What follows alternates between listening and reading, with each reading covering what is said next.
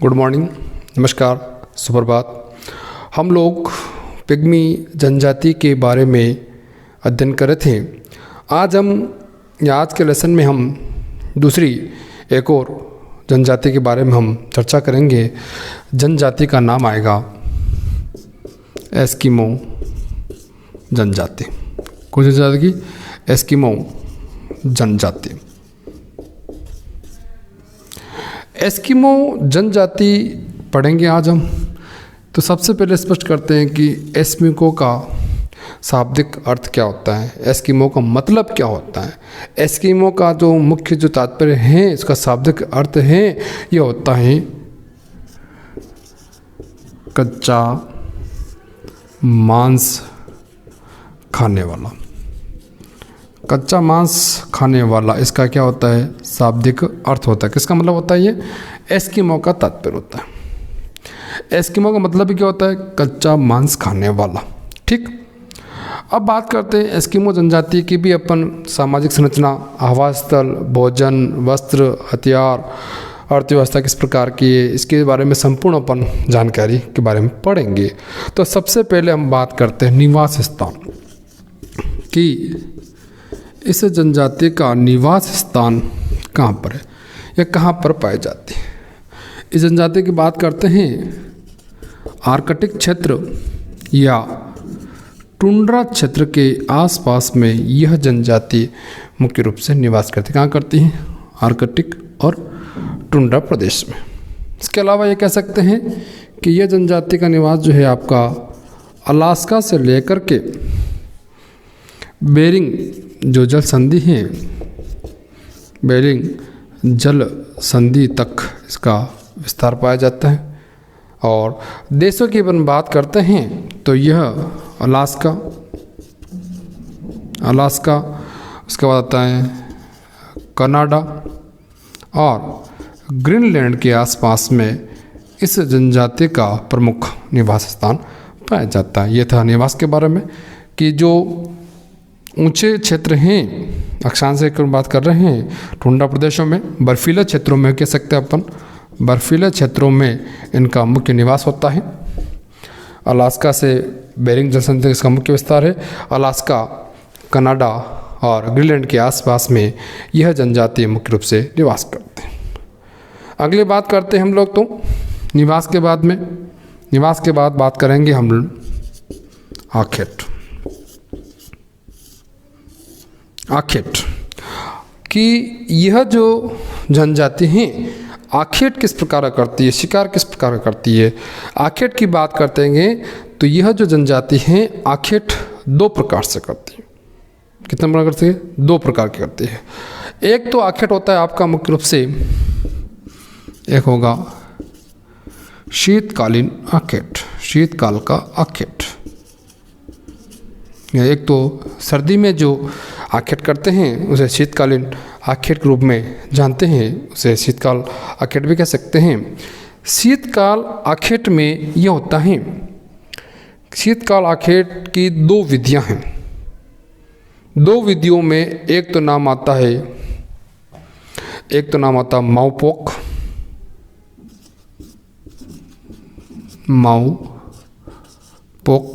और एक नाम आता है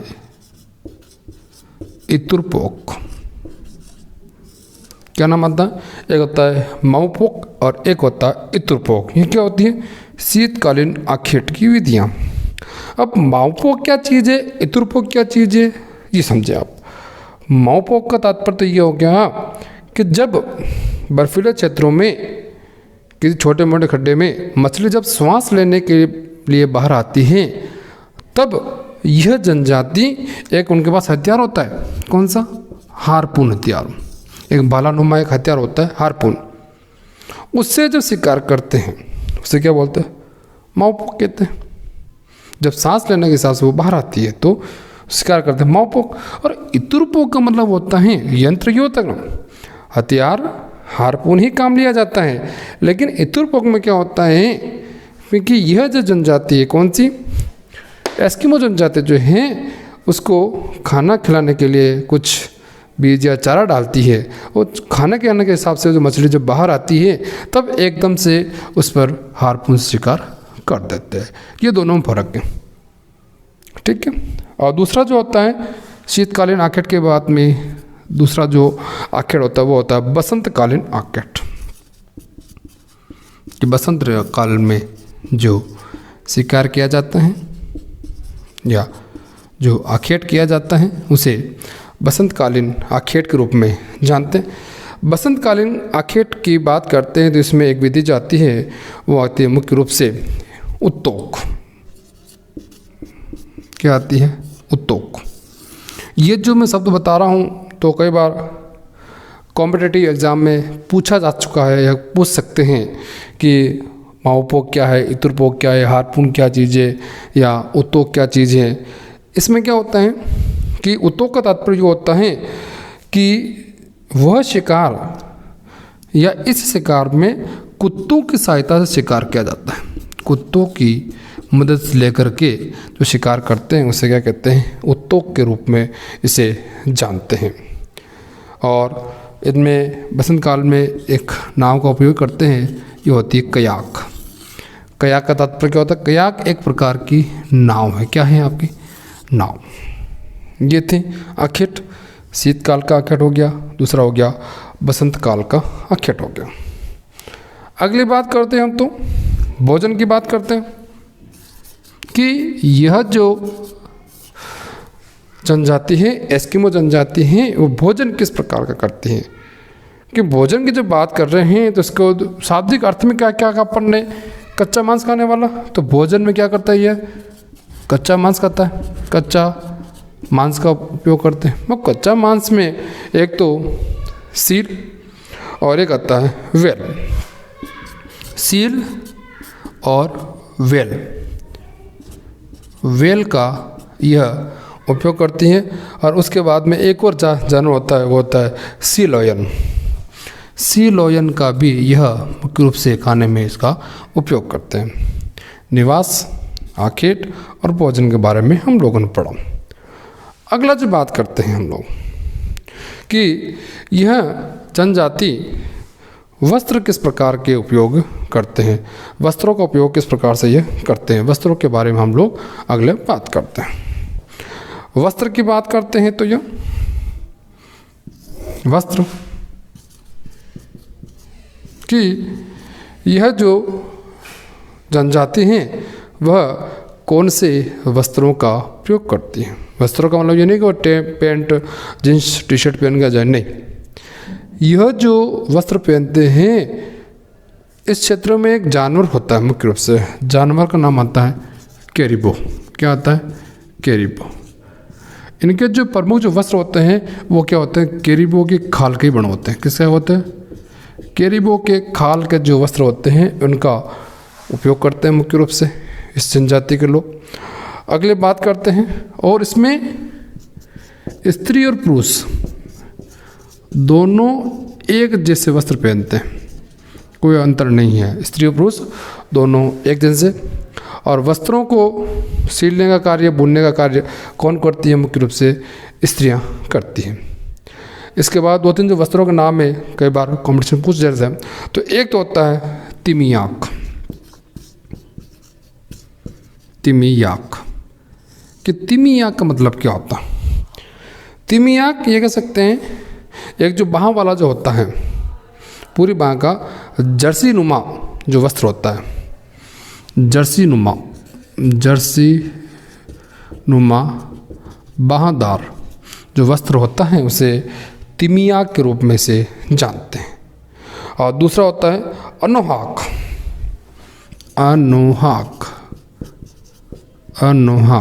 अनोहाक जो होता है, जो ये जर्सी नुमा जो बाहदार जो वस्त्र हैं उसके ऊपर या कह सकते हैं तिमियाक के ऊपर जो पहनते हैं, तिमियाक के जो ऊपर जो वस्त्र जो उपयोग करते हैं, पहनते हैं, उसे क्या कहते हैं? अनोहाक के रूप में से जानते हैं। अगला होता है मुमलुक्स। क्या होता है? एक तो कार्मिक और मुकलुक। कार्मिक या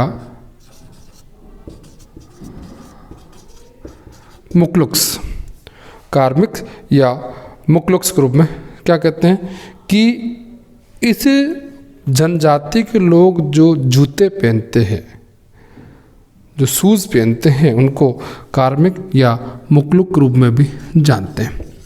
ये जूते जो पहनते हैं वो जूतों क्या कहते हैं, मुक्लुक के रूप में जानते हैं। और ये जूते जो होते हैं वो होते हैं सील की खाल के बने होते हैं। सील की जो खाल होती है उसके बने हुए जो होते हैं उनको क्या बोलते हैं, मुक्लुक्स। मुक्लुक्स या कार्मिक के रूप में से संबोधित करते हैं। ये थे आज के वस्त्र के बारे में पढ़ा अपन ने। आवास पढ़ लिया, वस्त्र पढ़ लिया, भोजन पढ़ लिया और आखेट के बारे में हम लोगों ने अध्ययन कर लिया। अब बात करते हैं कि इनका जो आवास है, इनके आवास को हम, ये आवास कैसा है, इसका निवास अलग है, आवास अलग है, कि आवास किस प्रकार का है, इनका ग्रह किस प्रकार का है। ग्रह की बात करते हैं इसको कि ग्रह किस प्रकार के होते हैं। तो सबसे पहले बात, जो ये जनजाति ध्रुवीय क्षेत्रों के आसपास रह रही तो कच्चा मांस खाती है, तो इनके घर एक तो बने होंगे बर्फ़ के। किसके बने होते हैं, बर्फ़ के बने होते हैं। दूसरी बात करते हैं, ये पत्थर के भी बने होते हैं। और तीसरी बात करते हैं, यहाँ पर जो जानवर जो पाए जाते हैं उनके चमड़ों से भी ये वस्त्र मुख्य रूप से बनते हैं। 3 प्रकार के होते हैं, बर्फ़ के होते हैं, पत्थर के होते हैं, चमड़े के होते हैं।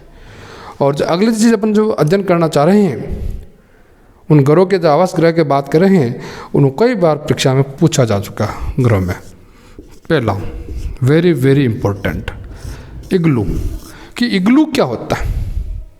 इग्लू एस्किमो जनजाति के जो शीतकालीन जो घर है, शीतकाल में जो बर्फ़ के जो घर बने होते हैं उसे क्या कहते हैं, इग्लू के रूप में जानते हैं। क्या कहते हैं, इग्लू के रूप में इसे समझ करते हैं, शीतकालीन जो बर्फ़ के घर जो होते हैं।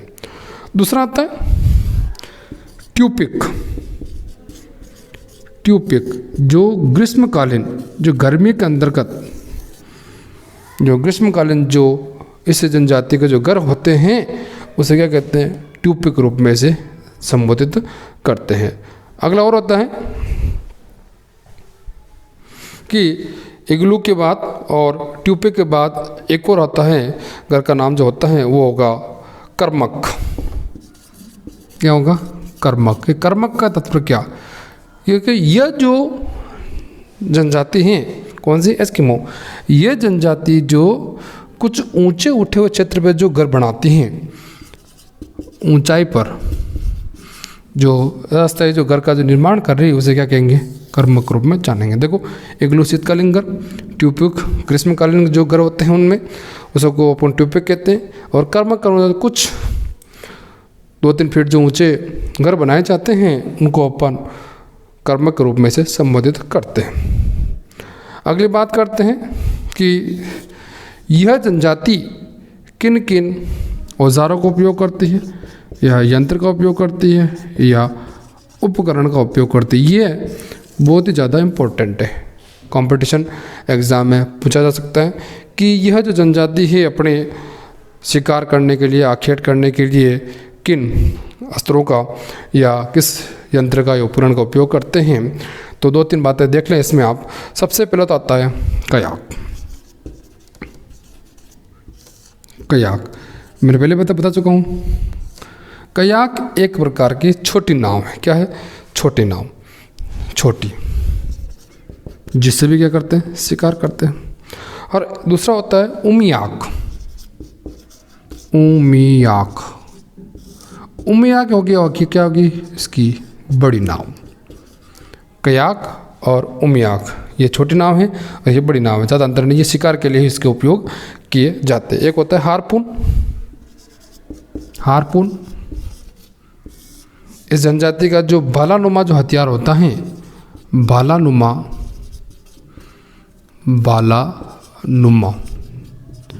जो हथियार होता है उसे क्या कहते हैं, हारपून के रूप में से जानते हैं। और एक होता है स्लेज। स्लेज का हो गया बिना पहियों की गाड़ी। बिना पहियों की गाड़ी, इसके पहिए नहीं हैं, तो खींचते हैं। और खींचते कौन हैं, खींचने का काम कौन करते हैं? खींचने का काम कुछ कुत्ते करते हैं, और कुत्ते में भी इनका नाम ज़्यादा आता है, रेंडियर। रेंडियर नाम जो कुत्ते हैं वो खींचते हैं, किसको खींचते हैं? स्लेज। स्लेज क्या है? बिना पहिए की गाड़ी। ये थे इसके कुछ यंत्र और उपकरण की बात करते हैं। इसके अलावा कुछ बातें और देखें। इसे जनजाति की समाज और संस्कृति की अपन बात करते हैं, तो इस जनजाति के समाज की बात करते हैं, ये लोग छोटे छोटे समूहों में निवास करते हैं। इनका जो जीवन जो होता है, वो जीवन जो होता है, जीवन की बात कर रहे हैं, मुख्य रूप से गुम्मक्कड़ जीवन माना जाता है। और क्या होते हैं? छोटे छोटे समूहों में मुख्य रूप से यह निवास करते हैं। अगली बात करते हैं कि इनका जो समाज है वो क्या होता है? पितृवंशी होता है। पितृवंशी समाज होता है, यानी पिता का कहना सब मानते हैं। अगली बात करते हैं कि इस जनजाति में बहुपत्नी प्रथा भी मुख्य रूप से प्रचलित है। इसके अलावा यह लोग जादू टोना में भी विश्वास रखते हैं। और सबसे इम्पोर्टेंट बात कि यह लोग जो हैं जिस भाषा का प्रयोग करते हैं उस भाषा का नाम क्या है? ये वो करते हैं एल्यूट भाषा का प्रयोग करते हैं। क्या करते हैं? मान लो जाए एल्यूट क्या है? एस्किमो जनजाति के द्वारा बोली जाने वाली भाषा क्या कहते हैं? एल्यूट के रूप में से संबोधित करते हैं। उसके बाद हम और बात करते हैं सामाजिक बातों, शारीरिक जीवन की बात करते हैं। शारीरिक गठन कैसा है इस जनजाति के लोगों का, कि यह किस प्रकार के होते हैं? कद लंबा होता है, छोटा होता है, किस रंग के होते हैं, बात करते हैं। इनका जो चेहरा जो है, चेहरा क्या होता है? सपाट और चौड़ा होता है। इस जनजाति के लोगों का जो चेहरा क्या होता है? सपाट और चौड़ा होता है। दूसरी बात करते हैं, त्वचा जो है क्या होती है? पीले रंग की होती है। पीले रंग का होता है ये। अब पीले रंग का है तो इसका मतलब क्या हो गया? इसकी प्रजाति कौन सी होगी? मंगोल प्रजाति का प्रश्न आ चुका है अभी कि एस्किमो जनजाति के लोग किस प्रजाति से संबंधित हैं, तो कौन सा हो जाएगा? मंगोलाइड या मंगोल प्रजाति संबंधित हो जाएगा। उसके बाद इस जनजाति के लोगों की नाक क्या होती है? चपटी होती है, और शरीर में दिखने में हष्टपुष्ट होते हैं। ये थी अपने जानकारी एस्किमो जनजाति की, कि एस्किमो जनजाति का आवास, निवास, भोजन के बारे में, यंत्र उपकरण, वस्त्र के बारे में बात की, सामाजिक जीवन के बारे में बात की, आखेट के बारे में हम लोगों ने चर्चा की। यह था आज का टॉपिक एस्किमो जनजाति के बारे में। इससे जनजाति संबंधी, इस टॉपिक संबंधी आपको किसी भी प्रकार की कोई भी समस्या है, कोई प्रश्न बनता है आपके मन में, तो मुझे आप कमेंट बॉक्स में शेयर कर सकते हैं। Thank you very much.